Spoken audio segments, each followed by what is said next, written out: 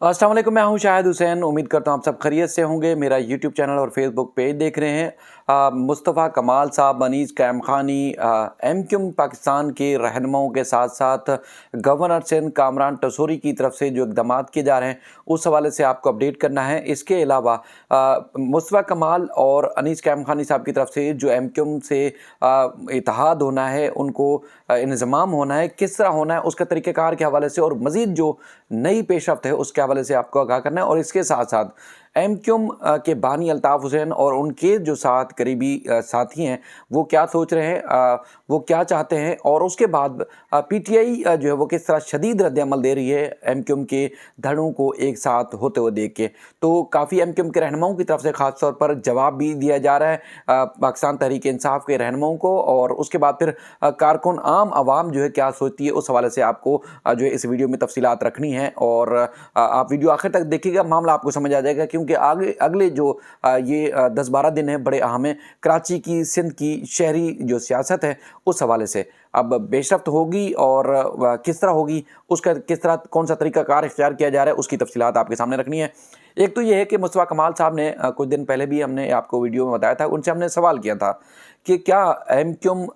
पाकिस्तान से पीएसपी के इंज़माम या सियासत को एक साथ लेकर चलने के हवाले से कोई गुफ्तगू हो रही है। तो उसके बाद उन्होंने कहा था कि एमक्यूम से उनकी कोई बात नहीं हो रही। लेकिन पहले सोशल मीडिया के ऊपर, उसके बाद फिर मीडिया के ऊपर जब ये बातें आना शुरू हुई तो फिर लोगों के वहमो गुमान में भी नहीं था कि वाकई इस तरह हो सकता है। लेकिन उन्होंने हमारी उस खबर की तस्दीक की कि कल के जो मीडिया टॉक की उन्होंने, जिसमें उन्होंने बताया कि उनकी एमक्यूम से अभी भी कोई बात नहीं हो रही। यानी कि एमक्यूम के जो तमाम लीडरान हैं एमक्यूम के, जिसमें ख़ास तौर पर डॉक्टर खालिद मकबूल सदीकी साहब हैं या वसीम अख्तर, जो बाकी सरकर्दा रहनुमा हैं, उनसे उनकी कोई बात नहीं हो रही। अगर उनकी कोई बात हो रही है तो वो गवर्नर सिंध से हो रही है, यानी कि गवर्नर सिंध की मौजूदगी में जो है वो सारी बातचीत हो रही है। अब क्या तरीक़ाकार है, कौन सी पोजीशन पे किसको रखा जाएगा, उसमें अभी बातचीत जारी है। पहले तो ये इत्तलात आ रही थी कि फार्मूला तय हो गया है, फार्मूला तय पा गया है, और क्या पोजीशन किसको क्या मिलेगी उस हवाले से भी मैकेनिज़्म बन चुका है। लेकिन अब इत्तलात ये हैं कि अब फार्मूला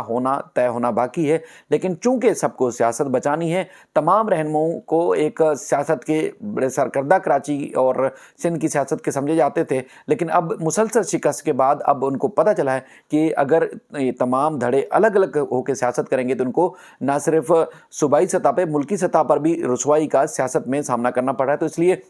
इत्तेहाद जो है बहुत ज़्यादा ज़रूरी है। अब अगर हम ख़ास तौर पर इस इत्तेहाद के हवाले से, चूँकि अभी ख़बरें ज़ेर गर्दिश हैं और बड़ी तेज़ी के साथ पेशरफ्त भी हो रही है, और ख़ास तौर पर ये जो पेशरफ्त हो रही है ये ढकी छुपी नहीं हो रही है, क्योंकि आपने देखा कि जो गुफ्तगू हुई, चाहे वो एमक्यूम पाकिस्तान की राब्ता कमेटी के जो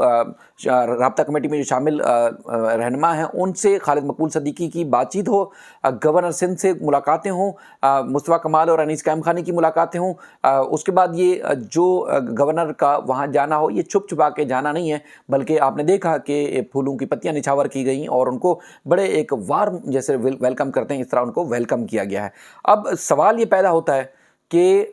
ये सारे धड़े अगर एक साथ हो भी जाते हैं तो क्या वो कामयाब होंगे या नहीं होंगे, ये बड़ा एक अहम सवाल है। क्योंकि एमक्यूम जो बानी एमक्यूम है अल्ताफ़ हुसैन साहब, उनके साथ साथ जो उनके रहनुमा हैं अब वो भी भरपूर किस्म की प्लानिंग बना रहे हैं, और हम सोशल मीडिया के ऊपर देख रहे हैं मुसलसल कि वो उनका भी ये मानना है और आम आवाम का भी ये मानना है कि अल्ताफ़ हुसैन अगर नहीं है तो फिर एमक्यूम के धड़े कितना ही अलग एक साथ क्यों ना हो जाए, लेकिन वो सियासी तौर पर कामयाब कभी भी नहीं हो सकेंगे। लेकिन आपने देखा कि मुस्तफ़ा कमाल साहब ने किस तरह गुफ्तगू की, वो बताते हैं कि यहाँ पर आके उन्होंने दहशतगर्दी का मुकाबला किया, रॉ का ख़ात्मा किया, जो शोहदा कब्रिस्तान है उसको ताले लग गए। उनका कहने का मकसद ये था कि कोई नई शहादतें नहीं हो रही, जो जवान हैं पाकिस्तान, एमक्यूम पाकिस्तान के या आम शहरी जो उर्दू बोलने वाले हैं, महाजर हैं या आम जो अफराद थे, वो दहशतगर्दी की नज़र नहीं हो रहे, उनको कत्ल नहीं किया जा रहा। जो कब्रिस्तान है अब उन कब्रिस्तानों पे ताले लग गए हैं। और इसके अलावा मुज़ाकरात के हवाले से भी उन्होंने खुल के कहा कि उनकी जो बात है वो एमक्यूम के साथ नहीं हो रही, गवर्नर के साथ बात हो रही है। बाकी आपको पता है कि 2018 हो, 2012, 2013 के इंतखाबात हों या फिर आगे यानी कि 2023 में अगर इंतखाबात होते हैं या उससे पहले अगर बल्दियाती इंतखाबात होते हैं तो फिर सियासत को किस तरह बचाना है, अब तो वो समझ लें कि सियासत बचाने के लिए तमाम रहनुमाओं के आप कह सकते हैं कि जान के लाले पड़े हुए हैं। लेकिन जो आम आवाम है उनका मैं बताऊं, और उसके बाद फिर जो पीटीआई के रहनुमाओं की तरफ से मुसलसल ट्वीट्स किए जा रहे हैं और स्टेटमेंट्स दिए जा रहे हैं, उसमें एमक्यूएम पाकिस्तान के रहनुमाओं का क्या रद्द-ए-अमल है वो आपके सामने रखता हूं। एक तो ये है कि एक हम सोशल मीडिया पे गुफ्तगू करते हैं, आम आवाम में जाते हैं, और उसके बाद फिर मैंने कल बल्कि आज ही देख रहा था, जीटीवी के एक एंकर हैं जो फील्ड में गए और एमक्यूएम के इत्तेहाद के हवाले से कि नया साल शुरू हो रहा है तो नए साल के इत्तेहाद के ऊपर आप क्या कहते हैं, क्या कराची की आवाम के जो बुनियादी मसाइल हैं वो हल होंगे या नहीं होंगे। तो उस पर आम आवाम ने कहा कि देखें, असल कामयाबी या असल सियासत कराची की और कराची के अवाम के मसाइल तो तब हल होंगे जिसके ऊपर पाबंदी लगाई गई है, उसके ऊपर से अगर पाबंदी हटाई जाती है तब ये तमाम लोग कामयाब होंगे, इसके अलावा कामयाब नहीं हो सकते। ये आम आवाम कह रही है। अच्छा, इसके अलावा आपने देखा कि मुसलसल खबरें हम खुद भी जब टीवी चैनल पर भी फाइल करते हैं तो अल्ताफ़ हुसैन साहब का ना सिर्फ नाम बल्कि उनकी तस्वीरें भी, वीडियोस भी पाकिस्तान के तमाम कौमी मीडिया के ऊपर नशर करना पाबंदी है, पाबंदी लगाई गई है। लेकिन आपने खुद देखा होगा जब ये एमक्यूएम के इंतज़ाम के हवाले से बात हो रही है, चाहे जियो टीवी हो, 92 हो, ARY हो, तमाम जो चैनल्स हैं वो मुसलसल अल्ताफ़ हुसैन साहब का नाम लेकर जो वो ख़बरें चला रहे हैं, तज्ज़िये तबसरे कर रहे हैं और खुल के गुफ्तगू हो रही है। अगर कोई नाम नहीं ले रहा तो एमक्यूएम पाकिस्तान और PSP के जो रहनुमा हैं वो नाम नहीं ले रहे खुल के, लेकिन इसके अलावा अगर मीडिया के जो एक आज़ाद राय रखने वाले जो सहाफ़ी हैं वो भी ये गुफ्तगू कर रहे हैं। मिसाल के तौर पर मैं आमिर मतीन साहब की आपको बात बताता हूँ। कल उन्होंने 15-20 मिनट का एक शो किया जिसमें वो भी इस बात को तस्लीम करते हैं कि एमक्यूएम के अगर बानी नहीं है तो उसके अलावा कुछ नहीं है। इसके अलावा बेशुमार और सहाफ़ी, मैंने कल भी आपने देखा कमरान टसूरी साहब जब जियो पे गुफ्तगू कर रहे थे तो उस वक्त भी उन्होंने जो उनसे सवाल किए जा रहे थे एंकर शाहजेब खानज़ादा की तरफ से, तो मुसलसल वो यही वाली बातें कर रहे थे, कल अल्ताफ़ हुसैन नहीं है तो फिर क्या होगा। तो उसके बाद फिर और जो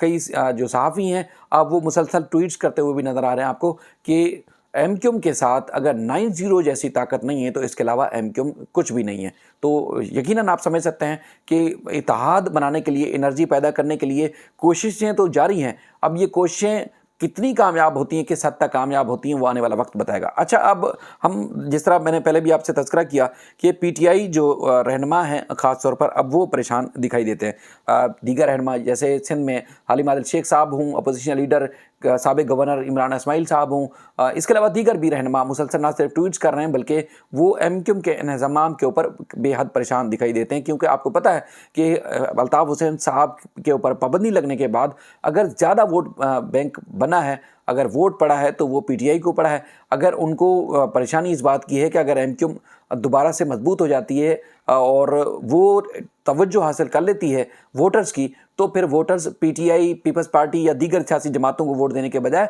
वो एमक्यूएम को वोट देंगे और वो समझते हैं कि एमक्यूएम ही जो बुनियादी आवाम के मसाइल है वो हल कर सकती है। तो उस पर काफ़ी शदीद तनकीद का जो है वो निशाना बनाया जा रहा है इस तरह पार्टी के इत्तेहाद के ऊपर जो तमाम धड़े जो है एमक्यूएम के एक साथ हो रहे हैं। फवाद चौधरी साहब हैं,